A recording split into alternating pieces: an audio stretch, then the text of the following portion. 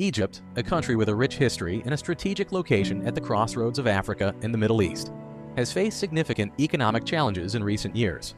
The Egyptian economy, valued at $475 billion in 2022, is now estimated to decrease to $347 billion in 2024. In March 2024, Egypt floated its currency to address the economic downturn, securing a deal with the International Monetary Fund to increase its bailout loan from $3 billion to $8 billion. Despite these measures, the Egyptian pound lost over 60% of its value against the dollar within hours of the announcement. Egypt's economic crisis is becoming more severe by the day, as the government continues to borrow money to sustain its 104.5 million inhabitants, raising concerns about long-term stability. So let's find out, when did Egypt's economic troubles start? What has caused Egypt's economic collapse, and how is the government dealing with it, and how will it affect the Egyptian people?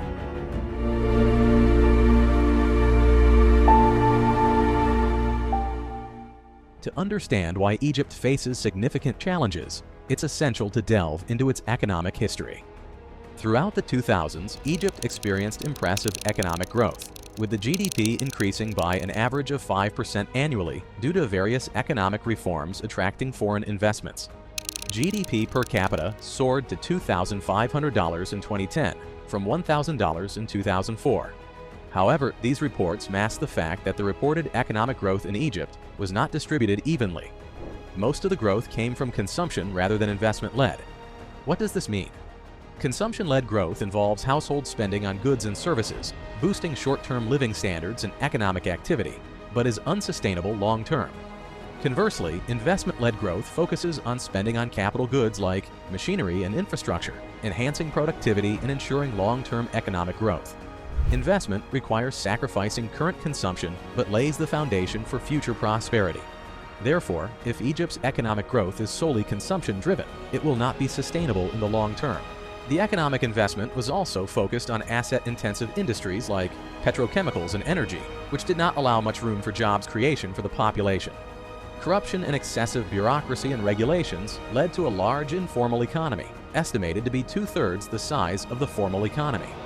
World Bank data indicates that poverty rates rose from 16.7% in 1999 to about 25% in 2010. Despite the notable economic growth in the 2000s, the significant effects of economic and social exclusion should not be underestimated. So what is the result of all these? The Egyptian Revolution. The Egyptian Revolution began on the 25th of January, 2011. It was a pivotal moment in modern Egyptian history and part of the broader Arab Spring movement. The main reasons that pushed forward this revolution would be the failed industrial development due to poor planning, heavy bureaucracy, and export policies that resulted in a persistent trade deficit, and an overbearing state and military have deterred investment and competition. This uprising led to the resignation of President Hosni Mubarak, who had been in power for 30 years. On the 11th of February, 2011, more than 1 million people took to the streets, leading to Mubarak's resignation and the transfer of control to the military. The government of Mohamed Morsi, who had ties to the Muslim Brotherhood, was voted into power in 2012. However, he was removed from office the next year by the military under the leadership of General Abdel Fattah El-Sisi, who is now serving as the president. Since then, the government has pursued an economic model focused on government-controlled infrastructure projects, funded by debt financing from both foreign and domestic sources. These projects are led by military-owned companies, which have come to dominate many sectors. This has resulted in decreased influence for business people associated with the former President Hosni Mubarak, and private businesses have been marginalized. This approach reflects Abdel Fattah El-Sisi's belief in a strong and involved government, and has helped maintain the army's political support while contributing to some economic growth.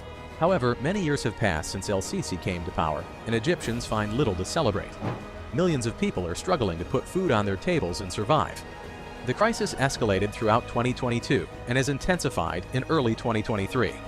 The pound's value has dropped by over 60% since March 2022, a problem exacerbated by Egypt's highest inflation rates in 5 years, making it the 6th worst performing currency globally since the beginning of this year. President Abdel Fattah El-Sisi often attributes the country's economic struggles to the turmoil following a 2011 uprising and the population growth at an annual rate of 1.7% in 2021. Many people also have the opinion that Egypt's economy got worse when El-Sisi came to power. Analysts also point to policy missteps, including the costly defense of the Egyptian pound, a reliance on unpredictable foreign portfolio investments, and a failure to implement structural reforms. President Abdel Fattah el-Sisi allowed the Egyptian pound to significantly decrease in value in an effort to bring back economic stability to the most populous Arab state, with the assistance of billions of dollars in investment from the Gulf. Additionally, Abdel Fattah el-Sisi announced the beginning of construction on a new branch of the Suez Canal and the expenditure of billions of dollars on megaprojects. This has led some people to question whether these projects were truly necessary in the first place. The economy of Egypt is particularly vulnerable due to its reliance on volatile sources of revenue, such as tourism, the Suez Canal, and foreign remittances. As a result, external shocks like the COVID-19 pandemic, the conflict in Ukraine, the war in Gaza, and recent attacks in the Red Sea have put additional economic pressure on the country. The COVID-19 pandemic has significantly impacted the Egyptian economy, similar to other developing economies. The sudden decline in tourism, which previously made up about 12% of the GDP, 10% of employment, and 4% of foreign currency earnings, was the first major consequence of the crisis. Egypt experienced significant capital outflows of over $15 billion during March and April 2020 as investors withdrew their investments from emerging markets in search of safety. Despite this, Egypt was among the few emerging market countries that achieved a positive growth rate in 2020 at about 3.6%. However, what actually startled Egypt far more than COVID-19 was the Ukraine-Russia war. Russia's invasion in February 2022 led to an increase in commodity prices, causing Egypt's already significant import bill to rise. This highlighted the country's heavy reliance on purchasing fuel and cereals from other countries. As a result, Egypt's foreign reserves decreased. Despite the government's efforts to reduce imports, they were unsuccessful, leading to doubts from investors in the weakening Egyptian pounds. This resulted in an outflow of around $8 billion in the foreign exchange reserve between January and September 2022. The net foreign assets in the Egyptian banking system experienced a significant decline from 38 billion Egyptian pounds in 2021 to negative 515 billion Egyptian pounds in 2022. This translates to an astounding drop of approximately $11.5 billion. This decline occurred as the central bank used these assets to bolster the currency's value against the dollar, as revealed by central bank data. The Egyptian economy heavily relies on tourism, remittances, Suez Canal revenues, foreign debt, and capital flows. The Gaza war and the Red Sea attacks are affecting Egypt's economic reform and development trajectory in various areas. For those who do not know, the Red Sea attack began on October 19, 2023, when the Iran-backed Ansar Allah Houthi movement in Yemen launched missiles and armed drones at Israel. They demanded an end to the invasion of the Gaza Strip. Before the war in Gaza, Egypt's tourism sector was already facing challenges in recovering from the impact of COVID-19. However, after some time, the tourism sector once again started to gain traction. The recent conflict in Gaza and the crisis in the Red Sea could significantly reduce revenue from this industry. According to S&P Global Ratings, Egypt's tourism revenues are expected to decrease by 10 to 30%, which can potentially lead to a loss of 4 to 11% in foreign exchange reserves and a decrease in the country's GDP. The attacks by Houthi rebels on international ships in the Red Sea have had a significant impact on Egypt. Due to ships avoiding the strait between the Arabian Peninsula and northeastern Africa, Egypt's toll revenues from ships passing through the Suez Canal has considerably decreased. According to Osama Rabi'i, the chairman of the Suez Canal Authority, the income for the canal has decreased by 40% compared to last year, and ship traffic in January was down by 30% compared to 2023. Due to the war, Egypt's re-exports of gas decreased by over 50% in the fourth quarter of 2023, compared to the same period in 2022. This situation has underscored Egypt's economic reliance on Israel, and the Red Sea attacks have further deteriorated the Egyptian economy, proving how vulnerable Egypt is during this war. Not only that, but Egypt has accumulated a heavy foreign debt due to borrowing under El-Sisi's leadership. As of 2023, Egypt has an external debt of $168 billion in 2023. Egypt's external debt was about $130 billion in 2020, which is a 15% increase from 2019. Egypt's external debt further grew in 2022 to $163 billion. External debt has been rapidly growing since President Abdel Fattah el-Sisi came to power in 2014. It stood at $46.5 billion in 2013, then declined to $41.7 billion in 2014 before surging in the following years, reaching $84.7 billion in 2016, $100 billion in 2018, and $115 billion in 2019. Egypt's government debt-to-GDP ratio has significantly increased, from about 74% in 2010 to 96% in 2023. The country is experiencing a long-term shortage of foreign currency, and in order to reduce its substantial debt, the government has decreased its social safety net. Government spending has dropped from about 11.5% of GDP in 2016 to under 7.3% in 2022. In 2022, as the economic situation worsened, Egypt requested a $12 billion loan from the IMF but was unable to reach an agreement. Instead, in December 2022, Egypt accepted a $3 billion package over 46 months. However, recent news in March 2024 shows that the Executive Board of the International Monetary Fund has confirmed a deal with Egypt to increase its bailout loan from $3 billion to $8 billion. The Egyptian people have been facing challenges. At the same time, the country has become the IMF's second-largest debtor, second only to Argentina. Egypt has traditionally relied on support from the IMF and wealthy allies, like the Gulf Cooperation Council, with countries including Saudi Arabia and UAE to support its economy, despite a poor track record in long-term debt management. But what has Egypt used its loans for? It is expected Egypt will use proceeds from the first tranche of the IMF loan to support a modest devaluation and boost foreign asset reserves. The loan is intended to support the economy of Egypt, which has been affected by a significant shortage of foreign currency and high inflation. The agreement was reached after Egypt agreed with the IMF on a reform plan that allows the local currency to float, reduces public investment, and enables the private sector to drive economic growth. Egypt has already allowed the Egyptian pound to float and substantially increased the interest rate by 600 basis points to 27.75%. These measures are aimed at addressing rapidly increasing inflation and attracting foreign investment. Other than achieving economic stability, one of Egypt's largest projects is its large administrative capital. Under President El-Sisi, Egypt has embarked on ambitious megaprojects such as the development of a new capital city, highways, bridges, and presidential palaces, which are deemed crucial for the country's progress. The project was announced in 2015, and construction began the following year, with the reported cost escalating from the initially estimated $45 billion to a figure closer to $58 billion for Phase 1. Despite assertions that the financial burden would not fall on the Egyptian state, reports indicate that the majority of the funds for the project have come from public sources, with the military assuming a significant role in financing the development. It is noteworthy that the development of the new capital is being spearheaded by ACUD, a company in which Egypt's military holds a 51% stake.